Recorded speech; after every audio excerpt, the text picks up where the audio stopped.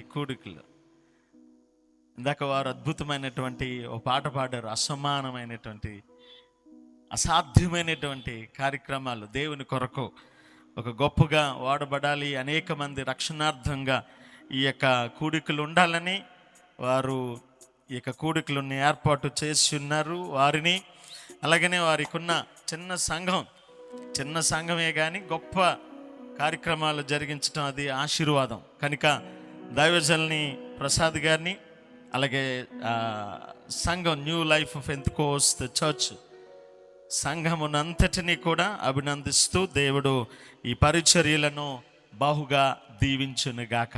ఆమేన్. గట్టిగా ఆమేన్ చెప్దామా? గట్టిగా దేవునికి స్తోత్రం చెల్లించుదామా? హల్లెలూయా. ఈ రాత్రి ఒక మాట నేను కూడా చెప్పి మనకి ముందుట గొప్ప దైవజనులు అభిషక్తులు మన దగ్గరికి వస్తున్నారు కనుక వారికి మనం సమయాన్ని ఇద్దాం. ప్రభువునికి కావలసినటువంటిది ఏంటి, ప్రభువుకు కావలసినటువంటిది ఏంటి అని మనం ఆలోచన చేస్తే ప్రభువుకి కావలసినటువంటిది ఒక శ్రేష్టమైనటువంటిది కావాలి.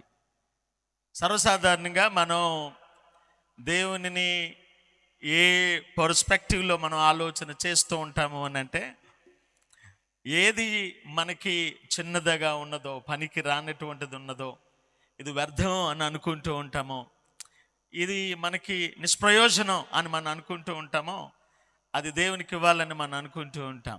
సర్వసాధారణంగా మనం చూస్తూ ఉంటాం, వీడు ఎందుకు పనికిరాడరా అని అంటే, ఇంకెందుకు పనికి రాకపోతే దేవునికన్నా పనికి వస్తాడని దేవునికి ఇచ్చేయాలని ఆలోచన చేస్తూ ఉంటాం.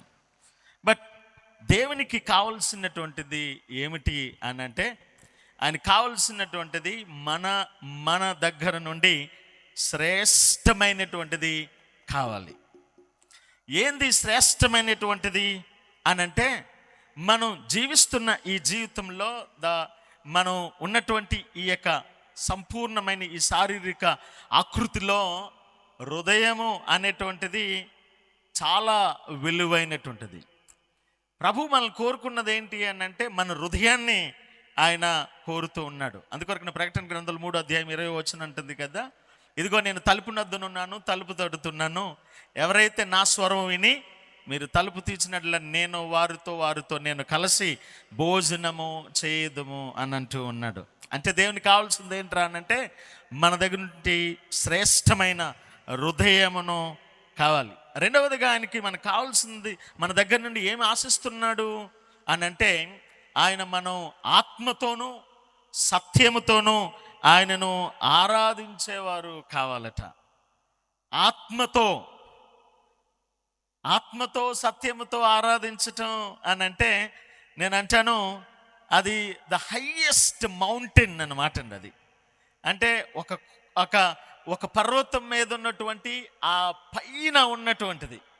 మన జీవితంలో దేవునికి ఇవ్వగలిగినది ఏదైనా ఉన్నది అని అంటే, పూర్ణ ఆత్మతో పూర్ణ సత్యముతో ఆయనను ఆరాధించే ఆ మనస్తత్వం ప్రభుకి కావాలి అని వాక్యం తెలియపరుస్తూ ఉన్నది.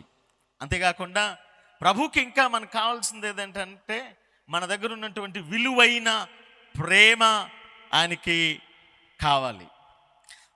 ప్రభు అన్నాడు, మీరు నన్ను ప్రేమించిన ఎడల నేను మిమ్మును ప్రేమించదను. మరో మాట అన్నాడు కదా, మీరు నన్ను ప్రేమించిన ఎడల నేను మిమ్మల్ని ఆస్తికర్తలుగా నేను చేయదును అన్నాడు.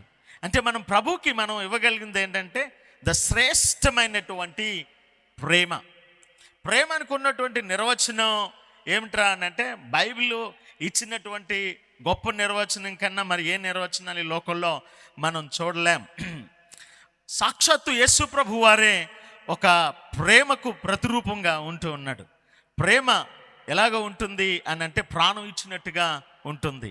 ప్రభువుకి మనం ఏమి ఇవ్వగలుగుతుంటాము అని అంటే, మనము స్వచ్ఛమైన